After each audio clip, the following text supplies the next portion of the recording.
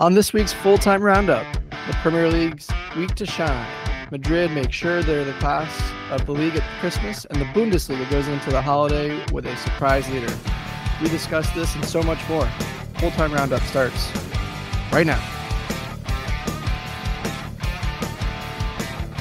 And welcome into the latest edition of the Full-Time Roundup. I'm Matt Gesslin, rejoined this week with my co-host Daniel Brackets. Of course, you heard the voice of John Hayes with us on Sunday, and then we had a midweek special episode recapping MLS. But Daniel, it is good to see you back. I'm glad that your ship made it back in time and you didn't jump off the ship. We discussed that with John on Sunday, but good to see you. I know it's been a little bit of time, but we were able to still keep in touch and talk some soccer while you were on the boat. So good to see you and welcome back to the show. Thank you, Matt. The cruise was fantastic. The Wi-Fi was surprisingly good. So I actually got to follow the games, and then they'd have replays on the TVs on the ESPN channel. So that was actually pretty nice because I actually got to watch a few matches. It was just sadness for me. No jumping off of boats after the Liverpool draw. But just for our listeners, Matt is a little cranky after we are recording hot after, Chelsea suffer a defeat to Wolverhampton Wanderers. So, just know as that. If that's something new, as if a defeat is something new. So, that's typical day for Matt, I guess, of late. That is, but so we're both in, I'm in Raleigh. You are in Florida, correct? Yep. We traded places. I went from north to south. You went from south to north. So we did not, you took a plane, so we didn't see each other, but yes, I'm down in Florida here till next Thursday. So just a quick update. Next week's episode will be a day late as I will be driving back, but we will be back in our normal positions next week as well. So holiday fixtures and holiday time of year, of course, crazy time, but we wanted to get you guys an episode. There's a lot still going on in the world of football. And, you guys, our listeners are tremendous listeners and wanted to keep them apprised of what's going on. So we do this for you guys and we make it work. Thankfully, we can do all this virtually, which is great. Thank you, technology. That is a plus for sure. So let's go ahead and just jump right in here. Premier League, probably the game of the week here. Liverpool draw against Arsenal. I wouldn't say it was a entertaining game and the spectacle. I mean, when two of the best teams in the Premier League play, sometimes you expect an extremely high level of football, and I don't think you got this yesterday. It was sloppy end to end though, which is nice. And chances were missed on both ends, some controversy with some penalty calls. But all in all, I mean, as a Liverpool fan, I'm a little disappointed not to get 3 points here at Anfield. But at the end of the day, a draw is still a point, and we can still, continue forward. I do want your opinion on that handball from Odegaard, though. Yeah, what is a handball nowadays, I guess, is the real question. I think everyone, each week we continue to get a case where I thought that was a handball, but it wasn't, or wasn't a handball, and I thought it was. So to me, it looked like a clear handball in the box. He kind of swipes at it, and Salah is right there. And so it's an interesting one, of course.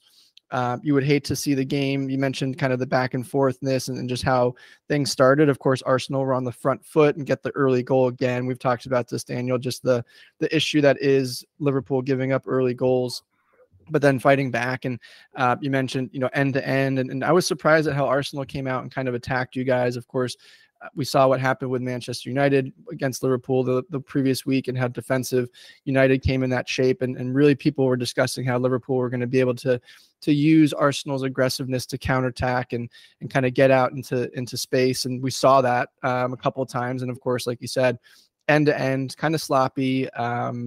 Things were just kind of all over the place, wasn't high quality, but again, what you expect from two top teams a little bit, especially at this time of year going into the break, a lot of football being played and, players just kind of at their last gasp a little bit. But again, that was a handball to me, would have changed the outcome of the game. Of course, you had the 5-on-2 as well that Trent Alexander-Arnold surprisingly doesn't finish.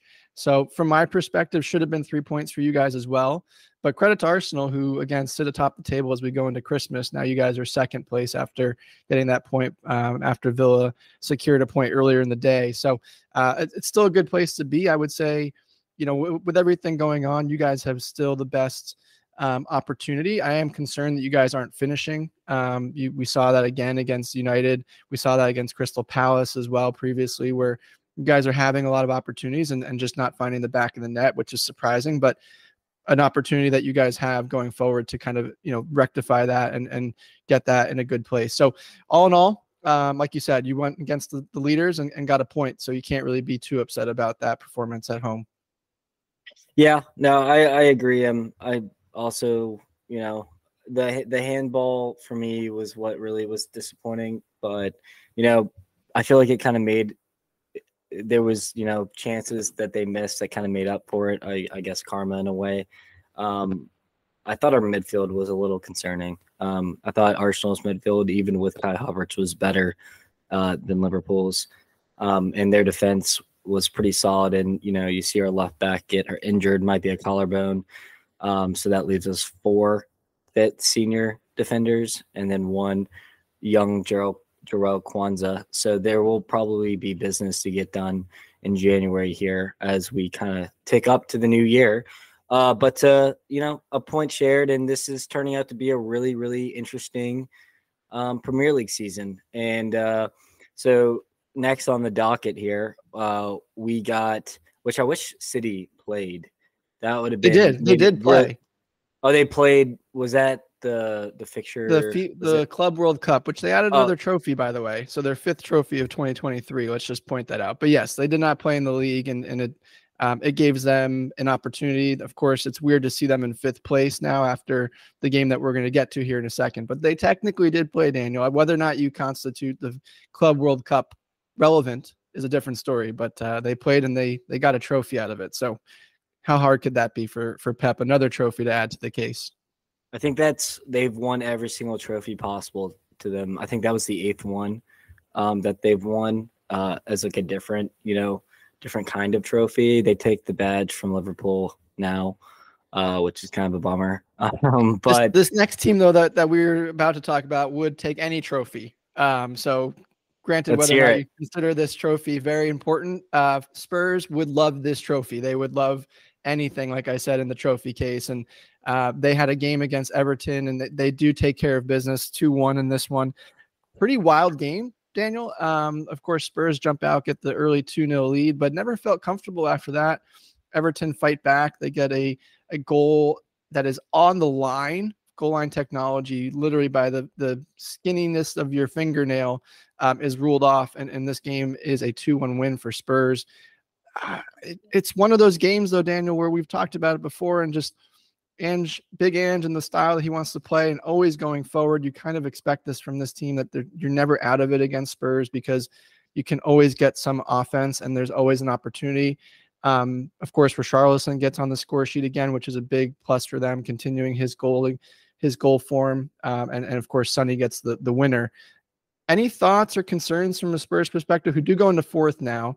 Of course, although, like we said, City did not play, and you would expect them to leapfrog again once they come back on Wednesday. But any other thoughts of what we've seen at this point, or is it really just the same old from Spurs? I was surprised that Everton didn't get more from this game. You mentioned the goal line stop. Danjuma before that had another good opportunity. And I'm just really impressed with Dyche's men right now. I mean, we're talking about a team that would be around like 8th or 7th place right now if it wasn't for the FFP breaches. I mean, when's the last time you've seen Everton be that good? Obviously, they're not with the point deduction, but even with the point deduction, they're not even worried about relegation at this point. So it's less about Spurs for me, more about how Everton are playing their football right now. They came in with good form. Wasn't really sure if they get a result, and they honestly ended up being unlucky. And I'm sure Dyche had good things to say after the game, not really being negative or anything. But yeah, no, I mean, Spurs get their third win in a row, which is huge for Ange's men after a little blip. But I mean, Richarlison, we said when Madison went down, Richarlison needs to step up, and he has been in great form the last 5 games. And Brennan Johnson now is playing good ball, which is the new signing. So I'm really impressed with how Ange instills confidence. And I mean, they started Emerson Royale. They started some really fringe squad players. Oliver Skip, which, sorry, John, I know he's your boy, but he's I don't know, he's not the best. But yeah, no, I'd say more this is a good learning moment for Everton than a good win for Spurs. But I mean, when you're fourth in the table, who the hell cares? Yeah, you mentioned the form, and a stat that I heard prior to the game. Of course, everyone knows me and my stats, and some stats are more relevant than others. Jordan Pickford was going for his 6th consecutive clean sheet in the Premier League, which blew my mind going into this one. Wow. So you mentioned the form that Everton were in, and just kind of the way that they played here. And yes, they look to be in decent shape from a relegation perspective. Of course, they're still only on 16 points. They're still a little bit in the battle, but you would expect the way that they're playing to pick up points against the bottom teams and really kind of separate themselves. Another team, Daniel, who's been in tremendous form. You mentioned 4th place, but a team that does slip up is Aston Villa, who only get a draw, which was very surprising against Sheffield. Chris Wilder and his men are continuing to have the managers bounce and look like an entirely new team here under his tutelage. Again, one of the teams that you never really expected him to leave in the past, and it's good to see him back in the way that they're playing. Should have gotten 3 points here at Villa Stadium, which is 15 games in a row prior to this one with Villa winning. So fortress there, and they go in and snag a point. Kind of where did we sit here on Villa? Is that the best that we've seen in this run of form right now? Is Villa kind of peaking, or have they peaked? And to your point about Spurs jumping into 4th, are we really on a fight now for 4th place? Of course, let's all concede that City probably will not stay 5th. They probably will jump into that 3rd or 4th spot at some point here in the future. So we're really looking at Spurs and Villa, and maybe Newcastle, who escaped yesterday as well. We'll get to that in a second, but kind of what are we looking at for 4th? Is this really that battle between Spurs and Villa, or are we kind of really feeling comfortable with Villa, even though this was just a little blip on the radar? I think that's a legitimate statement. Would say Spurs and Villa will probably fight it out for 4th place here. I think that the festive fixtures and the busyness of the schedule is really hurting these teams that aren't quite top 4, but aren't, mid-table, if that makes sense. Newcastle, Villa, Brighton, all 3 have faltered in recent weeks. Villa less than the others because of the injuries. They've actually been able to stay surprisingly healthy, but every game isn't going to be an expected win. Now, obviously, you want to beat the worst team in the Premier League, no doubt about it. But at the end of the day, you rescue a draw in like the 97th, 98th minute of the game. So I'm sure Emery is going to be preaching patience and focus coming up with his fixtures, but I wouldn't say this is really concerning. It could just be a blip on the radar for me. Yeah, and of course, there's 2 other teams there, West Ham and Newcastle, though they're a little bit separated from the pack. If you look at it, like I said, we take City out of the equation just because we expect them to jump.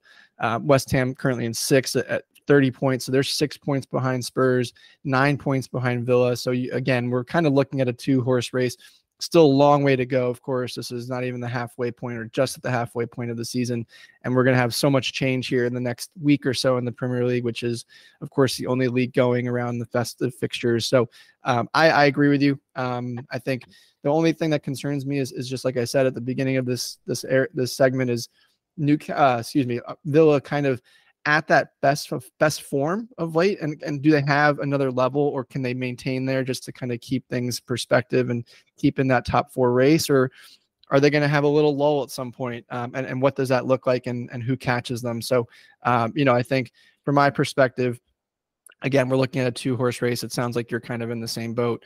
Kind of, again, as we talked about that little separation here, the big one, Daniel, from the weekend, of course, a great story, given everything that happened last week at Bournemouth, is Luton going in and surprising Newcastle, although at home, of course, they're not going in, but still going into this when you expected Newcastle to take up the 3 points pretty straightforward, pretty easily here. And Luton, credit to them, bounce back, get a win for their captain who's at home recovering, watching this on television. What a performance from the Hatters. And they take, like I said, a surprising 3 points away from Eddie Howe and Newcastle, who are really, really reeling right now with everything going on their roster. Yeah, they're just dropping like flies. It's crazy to see. And that was your underdog pick of the week, wasn't it? It was. The Matthew Gesslin curse is no longer. No, I had Sheffield. I had Sheffield this week. Oh, you had Sheffield. I had Sheffield. Okay. But still, there was a Luton at home are a good team. They are not easy. I mean, they gave City a ton of trouble a couple weeks back. Luton, if they keep this home form up, they have a shot at surviving. I genuinely believe so. I don't know much about the coach. I need to do a deeper dive, but and I'll probably actually do that in the coming weeks. But I'm just so impressed with their squad and what they've been able to do. I mean, Ross Barkley has played pretty good ball this year. They hit the crossbar like twice in this game too, so it could have been worse. Newcastle, I don't think Eddie Howe's on the hot seat yet, just because of the injury situation. But could you see them kind of parting ways with him soon? It's an interesting one, just given the money that's been spent on this roster and the expectation of the Saudis and what they want to create from Newcastle. I think there's another leg to this, though. I think Eddie Howe is okay for this year. You mentioned all the injuries, and you can't really put that on him. And kind of he's doing the best that he can of everything going on. Of course, being out of Europe now, they'll be able to focus solely on and out of the cup as well, which we'll get to a little bit later, always for the cup. But they're out of a lot of competitions now, and so they can really focus on the Premier League and kind of get healthy, and the rotation is a little easier. Lewis Miley came out of the game in the first half yesterday. I think at 17 years old, just the amount of minutes he's had to play is kind of starting to take its toll on him as well. I think, again, to your point, I think Eddie Howe is okay, unless it gets really dire and things just really fall off a cliff and they end up in the bottom half, which I don't see. But long term, I think there's a question mark here. I've always been very high on Eddie Howe. People who know me have always heard me say I think he should have taken over at Chelsea after Conte left. So I'm a big believer in Eddie Howe and what he offers as a manager. It's just a matter of what the expectations are and how much time the Saudis will give him. I think this year he's okay. Next year is going to be the real test of the tail, though, if he can stay in that position. Yeah, when the expectations come to roost. But you mentioned, a hot seat. Just real briefly, Erik ten Hag suffers a big defeat against West Ham. Hot seat. Very hot seat. Will we see him have a job after or through January? Man, that's a great question. Of course, the Jim Ratcliffe Ineos ownership deal just got concluded today, I believe, if not yesterday. So late, either way, in this window. I was a big believer, Daniel, at the beginning of the season. He would have been out at the winter break. I think had this deal been done a little bit earlier in this month, I think you would have seen him out, especially with the results that happened. I think he gets through the break just because it's going to take some time for Ratcliffe to get going, get settled, have a hard look at everything that's going on at the club. Of course, if you're not aware, the Glazers will be handing off day-to-day operations of the football operations to Jim Ratcliffe and his group, so they won't be making club executive decisions. So again, I think he's going to have to give them some time to assess everything that's going on there. But it's really ugly. That was a really poor performance from United, and you're starting to see just continual individual errors, right? Exactly. And that comes down to the manager and training and on the ground and just the communication. We're going to get to another team here in a minute that is just as bad and it's just as dire situation. But I mean, I don't think he makes the rest of the season. But I think he's okay for the moment, just because, again, given the timing of everything that's going on. Had this been done and closed 2 weeks ago before the Champions League, debacle and getting knocked out there, I think that's a different story. But I think his job is okay for now. But it's really, I mean, this is the worst start for Manchester United, and I think it was something like 30 years. And they got relegated more with all those losses. Yeah, I heard that. But yeah, I mean, I was thinking maybe his first order of business was to get him out so they could get a manager in, and then you can sign some players in January and kind of try to resurrect the squad. But, the thing is, I don't know if they can. Also risky. They may not be able to, though, with FIFA fair play rules, and how much can they actually spend on transfers. So it's really ugly right now for United across the board, and we'll see what happens. But I think they need it. Like I said, with this deal being done, I think they need a little bit of time to just kind of see where things are and go from there. And we're talking about a manager who was fired. Obviously, Steve Cooper was fired, and Nuno Santos Espirito is the new coach, and they unfortunately lost to Bournemouth. Dominic Solanke hat trick. So good for Bournemouth to keep this hot form rolling. And let's talk about Do we have to? We'll keep it brief just because it's just so bad. We talked about, Manchester United being absolutely a joke. Chelsea, in real time lose to Wolves, like I mentioned earlier. Pochettino, hot seat. Squad is just it's not looking good for the boys. You can give us a little rundown on how angry you are right now. I'm pretty angry, not gonna lie. Trying to keep it together a little bit for the show, the reaction. Things, if I were at my own house, might have been broken. Yeah, this is bad. I was trying to give Poach the benefit of the doubt and give him some time, but at this point, this is just basic stuff that we're looking at. And we talked about communication, individual errors from United's perspective. That's really what this was too. And you have players like Thiago Silva, who I love the guy. He's been around for ages, and it's probably not anything really on him. He's trying to probably just do too much to kind of keep this team afloat. But you saw some errors from him again. Raheem Sterling, who it was a 3-0 and puts it right into Jose Sa, and it literally a 3-0. I'm not even saying that as if it was one defender. It was literally 3 Chelsea players and the goalkeeper from about 20 yards out, and they didn't score. So I don't know what else to say at this point. It's really just it's a debacle, and they're in shambles. And you would expect some time for Poach to get things right, but we did see a late Christopher Nkunku goal in this one, so he's got 2 goals in consecutive games. Welcome back. But is he going to make all that difference? I don't know. I really don't know what to make of this team. This team is a relegation team at the moment. The way they're playing.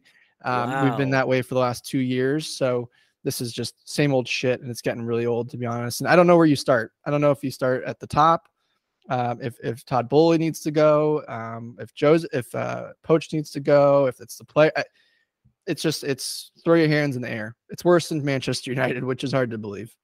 Bowley's not going anywhere, unfortunately. And trust me, Matt, I've had my experience with bad owners on the U.S. side, and Bowley's making business deals for the Dodgers right now, $700 million deal. So I don't think he's going to sell Chelsea anytime soon, but it is bad.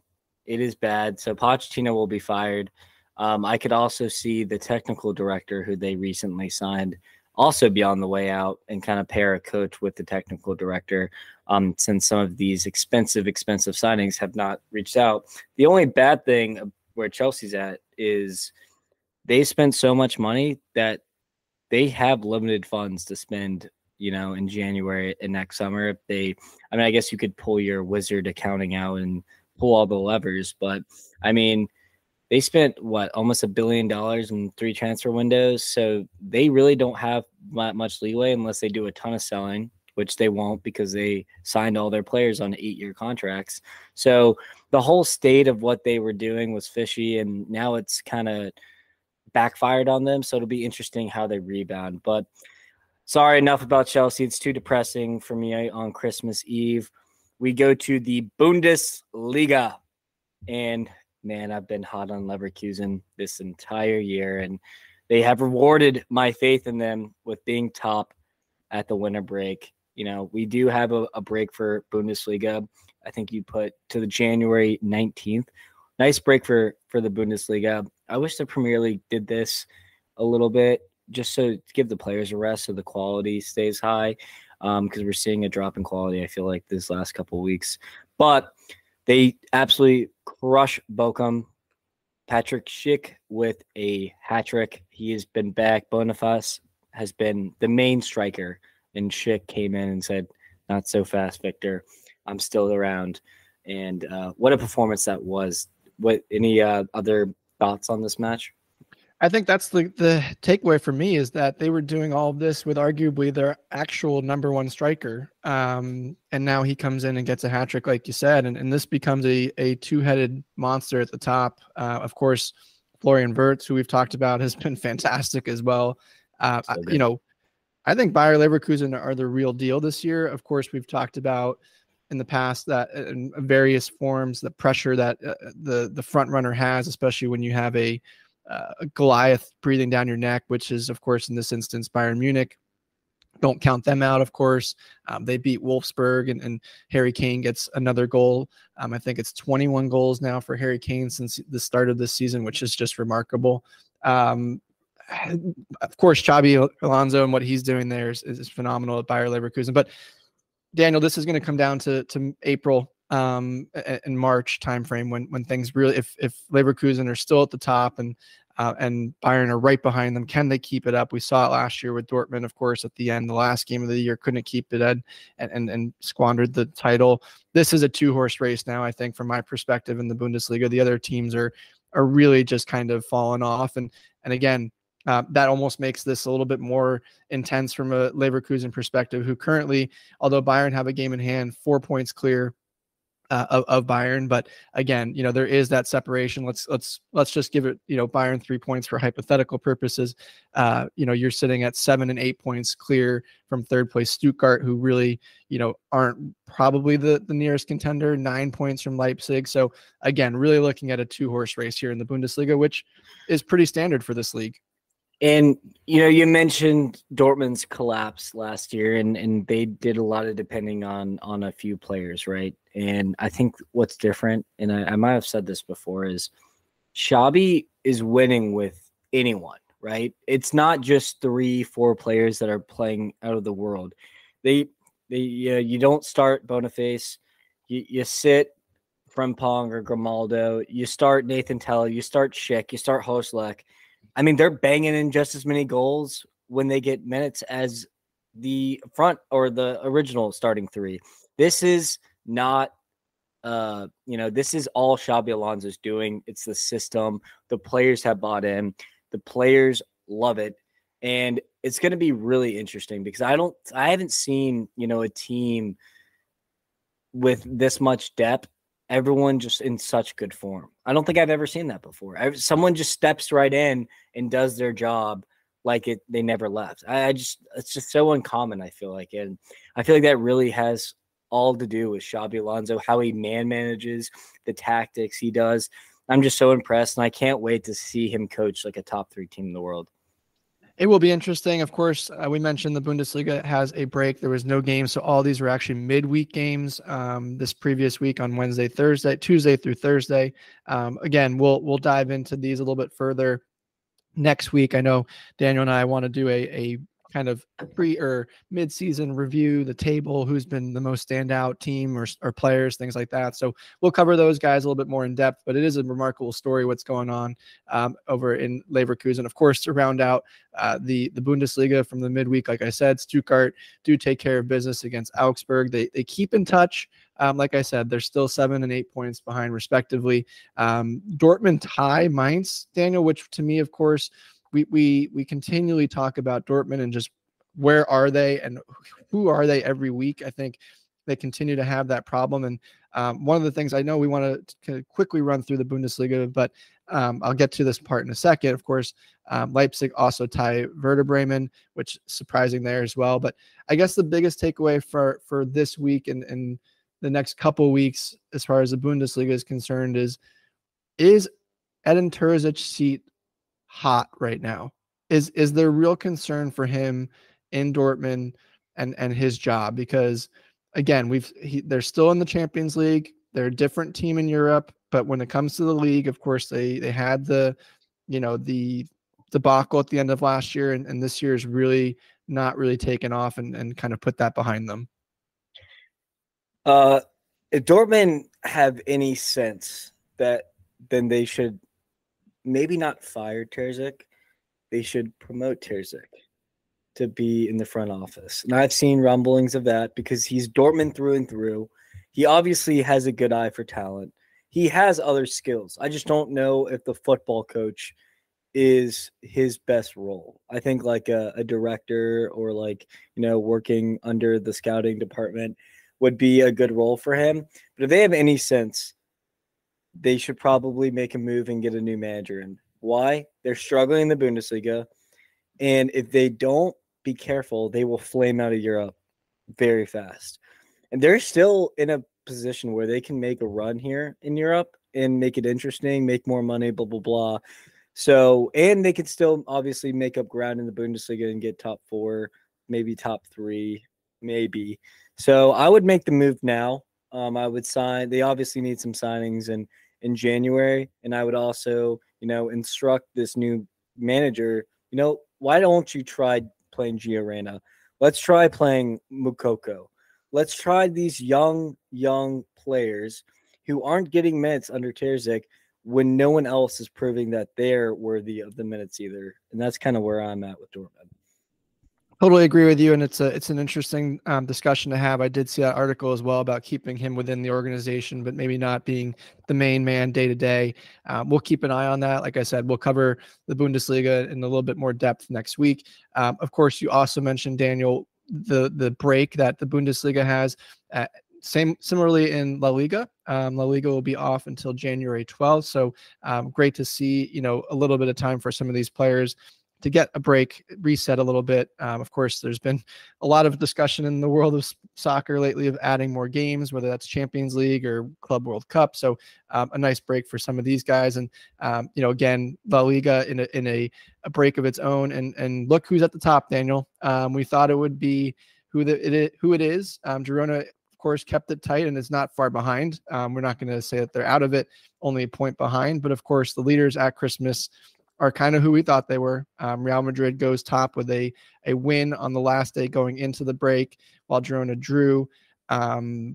Any thoughts, or is this not really much of a surprise? I know, of course, we talk about injuries for Eddie Howe and Newcastle, but Madrid are in the same boat, but they continue to just move ho-hum along. We'll add 2 more to the list. David Alaba with another ACL for Madrid. I think that's like the 5th on the season, just ACL wise. It's not ideal because ACLs are weird ones where, is your knee, as strong as it once was? There are lengthy injuries, so they're probably going to be out for the season. Rodrigo also got injured. Not really sure the full extent of his injury, but if he's out for an extended period of time, this is going to shape up to be an excellent end of the Liga season because, Girona is still healthy. If Madrid's kind of starts faltering just because they just have no one to score the goals, and then Barca just get their shit together, like this could turn out to be a 3-horse, finale on the final day type season, even with Atletico Madrid playing well at the moment. So I cannot predict this because there's so many different, computations that could go around, but I'm proud of Girona. They've done well. Yeah, you cannot deny it. 45 points at the break, which I don't think anyone saw coming. You mentioned Atleti and Barca, of course. I think they're a little far behind, especially the form that they've been in. Barca squeak by Almeria. Xavi comes out and absolutely blasts the team after that match. Of course, they then get on a plane and fly to Houston that night and play a friendly in the middle of the season. Talk about needing finances that badly. But again, friendly? Like I said, it was a friendly against Club America. I thought it was Club World Cup. No, it was a friendly in Houston. They made it into a tournament that gave a fake trophy at the end just to make it a little bit more formal, but it was a bona fide friendly. Talk about levers and needing some some finances there. Of course, like we said, though, luckily they had a break behind that, because otherwise if they had to fly back to Spain and play a game this weekend, boy, I don't know what you would have done with that one. So it's an interesting one. It'll be a tight race. We'll keep an eye on that as well. Of course, like we mentioned, a break until mid-January for them. So again, a lot of what we've covered here is going to be a little bit, predated with us being off midweek and the games being midweek in most of the leagues besides the Premier League. So again, Barca, though, Daniel, are you concerned? I remember at one point in the season, this was the super squad. This doesn't feel like much of a bad take. This doesn't even feel What like a squad bad take. let alone a super squad. It's so bad. Lewandowski sucks. He's ridiculously bad. Like, I genuinely cannot believe the chances he's missing every single game. I mean, I think he's just lost all confidence. It's sad to see, especially with a striker who just can't find the goals.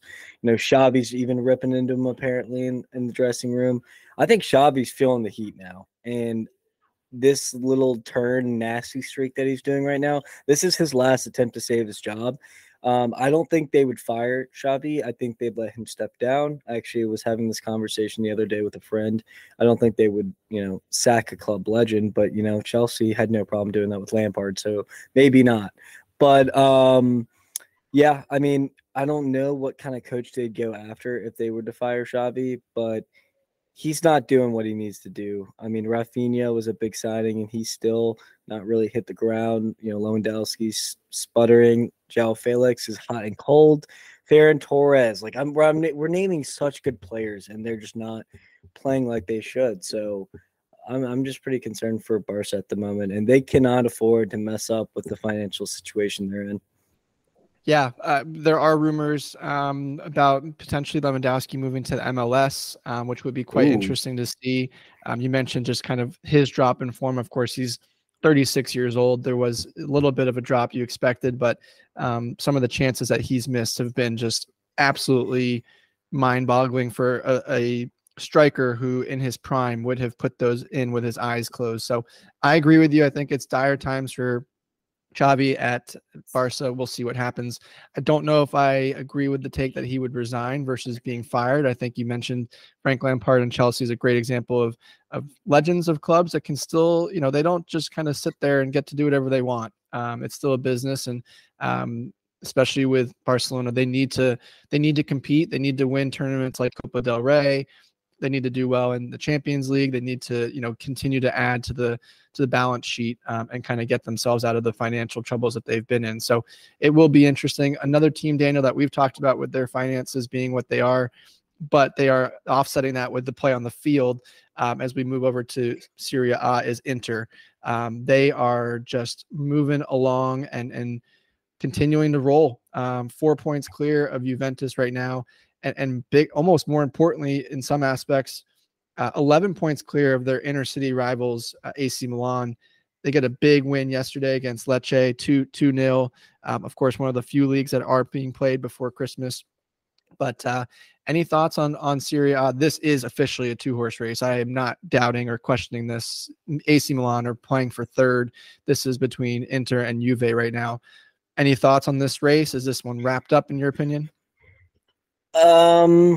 It's looking like it, but still 4 points isn't enough. I mean, the one thing that gives me hope is something we'll talk about later.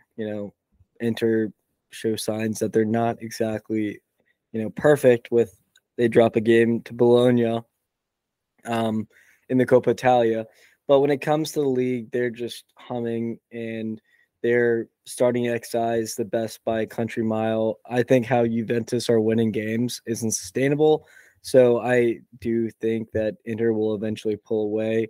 Milan, AC Milan, the other Milan, I think Pioli is on the hot seat here. I was going to ask because this is one of you've been talking about this for a long time. If where he sits, it's time. I don't think he'll make it out of January.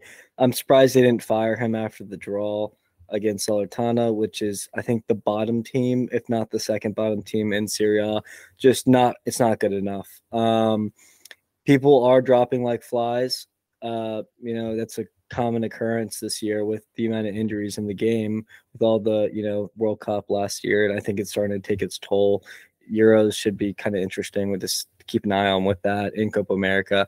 But yeah, I think Pioli won't make it. I mean, even his best player, Rafa Leao's body language was shit.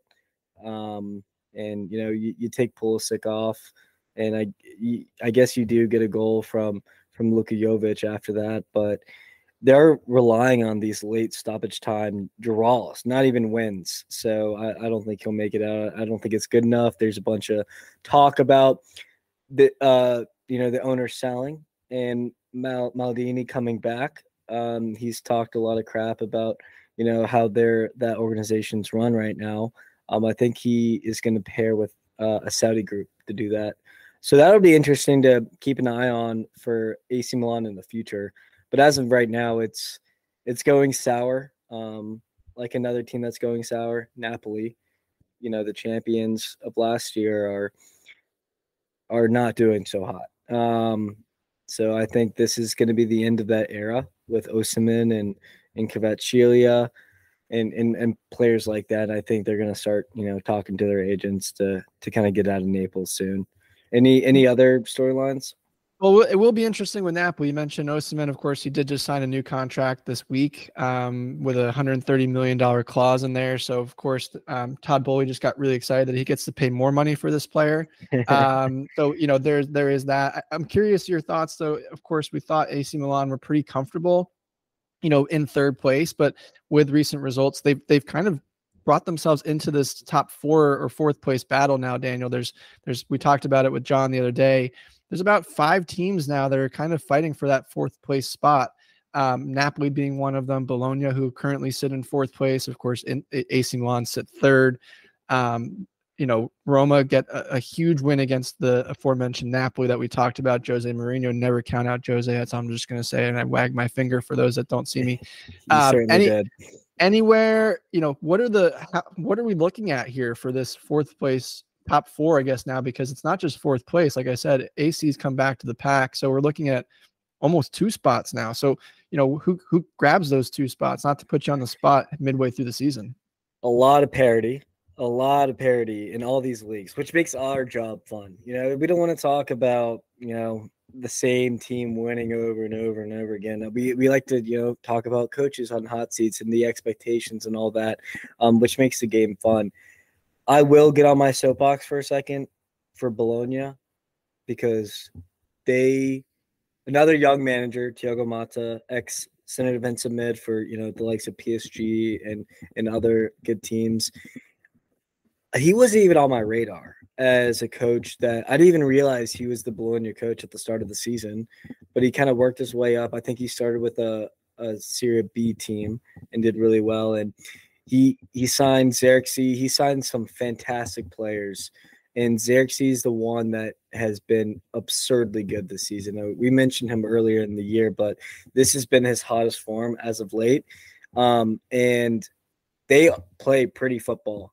And I could see, Bologna getting one of these 4 spots as, the likes of Napoli and AC Milan and other teams of that nature are faltering here. And I would be on the lookout. I think Thiago Motta could find himself at like a Juventus or a Napoli next season. But I'm very bullish. I'm pushing the bullish button on Bologna. Roma keep winning. I think both of those teams are trending in the right direction. Napoli and AC Milan are trending in the wrong direction. Don't count out Fiorentina, of course, and Atalanta, who is my top 4 you mentioned briefly. So it's going to be a fun race for that 3rd and 4th spot. We'll keep an eye on that for you, of course, as we always do. Now, Daniel, there are a couple other quick leagues that we want to get to. Of course, like I mentioned, most of these leagues do have a nice extended break as well. But PSG midweek get a big win. Not a big win. They got a win against Metz and kind of take a 4-point lead in Ligue 1 against Nice, who do get a win as well to keep pace. But 4 points, you feel like this one's kind of wrapped and dusted a little bit. We'll keep an eye on that one for you. And then Eredivisie, PSV 10 points clear at Christmas. I feel like this could be a record-setting season for PSV. They have not lost. They are perfect. Talk about invincibles with Arsenal in the past. This is Not only that, because that team drew, this team has not even drawn a game yet, 10 points clear. So the other team, another league, is, of course, Benfica. You had brought this up before you went on vacation, that big matchup, that big weekend in the Portuguese league with both, all top four teams playing each other. Benfica is the beneficiary of that weekend and sits top going into Christmas. So again, we'll keep you guys posted on all that. Those teams all do have a break till mid-January like everybody else. But of course, we alluded to it earlier, Daniel, things are always for the cup. So we want to touch on some of the cup matchups that happened midweek as well, that while you were out. And I know you're pretty high on the Coppa Italia. So I'll let you kind of rant on that one a little bit here. And before I can actually give some positive news about Chelsea, which is surprising. It is all for the cup. Like you said, this is what, in the Coppa Italia, why I wanted to, talk about it today is it shows why the cup is an excellent, opportunity for lower teams. And we saw this. So Bologna knock out Inter. Inter actually go up in stoppage time, and then Bologna score 2 in the last second. And let's just say that both teams played their B team, and there was should have been one team in this match, which was Inter. And Inzaghi actually specializes in these cup competitions. That's how they got to the Champions League final last year. So I remember I was watching on the cruise for a little bit, and I saw Inter score, and I was like, okay, they're going to see this one out. I could not believe that Bologna came back and scored 2. And I don't know if you saw the highlights. I recommend you do if you don't. Xerxes had 2 of the nicest, most beautiful assists I've ever seen. One was a corner way to the back post, and he back heels it in the air to save it from going out because it was like an in-swinger. And then someone heads it home, and then he does this nice swivel turn off a dime in the air, megs someone, and then plays the guy through to score. It was just prime Xerxes there, and I think he's going to earn himself a big move in January. I don't think he'll make it till the summer. And then Frosinone absolutely crush Napoli 4-0. In Naples, unacceptable if you're a Napoli fan. And they're doing it with the youth. I love a team that has a bunch of young players they're giving opportunities for, and that's what they did. So I love to see that.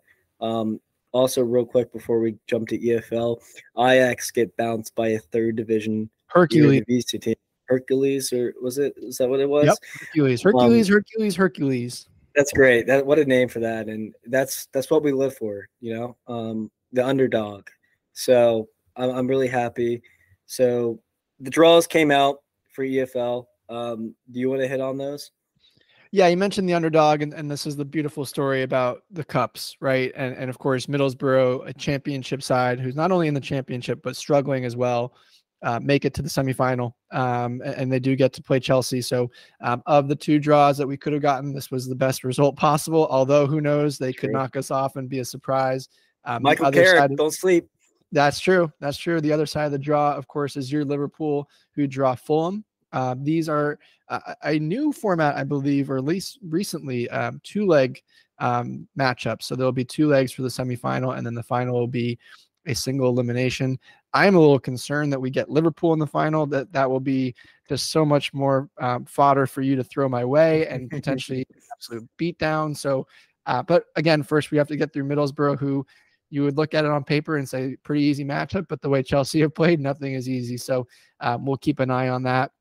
Those matches will begin in the middle of January as well, just to add to the fixture list, as if it's not busy enough as it is. And lastly, Daniel, I know we want to cover this a little bit more in depth as we get closer to it. And obviously one of the biggest cups, if not the biggest cup, is the Champions League, which did have its draw on Monday. Any quick reaction on this? Of course, we'll dive in further here and do a more robust breakdown of the Champions League, but just wanted to get your quick instant reaction on the draw. Anything that stands out to you, or any team that has an easier path than you expected? Left hand up. This is what I missed. I missed the draw completely. Well, that's why we're gonna do a little bit deeper dive when Daniel has a chance to get back into the swing. There was a lot happen on the boat, or didn't happen on the boat. That is true. But I will, be a mirror here and reflect. Matt, what do you think about the draw? Oh wow, well played, well played. I would say the game that surprised me is PSG, who do get Real Sociedad. Ooh. Which yeah, exactly. A little bit harder matchup than people realize. We've talked about Real Sociedad and how strong they are plenty of times on this podcast. They currently sit sixth in the table, but I think part of the reason why that is because they've been, stretched a little bit thin in competitions like this. So PSG have a game on their hands. Keep that one in mind. The other big one for me, Daniel, is Inter Atleti, which hasn't gotten much discussion. People kind of have glanced over this one, and a lot of people discussed the draw wasn't that good. Of course, when you do get a chance to take a look at it, I think you'll be happily surprised and really enjoy what the quarterfinals could present. Again, everything is, they still play games. They still have to play the games, and there are surprises. This is the best 16 teams in Europe at this point. So it'll be interesting. But yeah, the quarterfinals and beyond should be absolutely stellar if all things plan out. And again, we will dive into that further on a later episode. But yeah, that PSG one and that Inter one are the two games that stand out to me. I just searched it up. I actually like Real Sociedad a lot, and I think that Athletic Madrid Inter game will be your nap game, actually. More than likely, yes. More than likely, yeah. Man City getting Copenhagen's bullshit. That's so stupid. PSV Dortmund actually should be a pretty good game as well. I think Bayern curb stomp Lazio, unfortunately. It's going to be actually not some – I think that Real Sociedad PSG will probably be the match of the knockouts, like you said. So it should be interesting, but we will hit that on depth and, map out the road to the final for certain teams. On this next episode, we did kind of go a little bit long on this Christmas Eve, so hope you guys get to enjoy it on Christmas Day if you get a little time for yourself around with family and everything. Sometimes you do need some quiet time, throw on the pod and just kick it back. So I hope everyone has a great Christmas or whatever you celebrate. This is a time to be around family and spend time with loved ones, and maybe you'll get a good gift. Were you good for Christmas, Matt? Absolutely not. So that'll probably not happen. But yeah, like you said, a huge and merry, happy Christmas to everybody and all the listeners. Of course, we do this for you guys. And like Daniel said, enjoy the family time. If you need a break, throw us on a nice little hour to kill your day, get away from everything that's happening if you need that break. But we really enjoy it. Daniel, it's been good to see you. John was a great fill-in host, but it's good to have the crew back, the OG crew for this show. We'll keep that going. Of course, like I mentioned at the top, I will be driving on Thursday, so we'll have a little bit later episode for you guys next week. So keep a lookout for that. But Daniel, have a Merry Christmas to you and your family, and of course, we'll be talking on Boxing Day as there's a huge list of fixtures from the Premier League. It never sleeps. The game never sleeps. It doesn't. And thank you guys, and thanks again for John for filling in here. I will see you on Friday.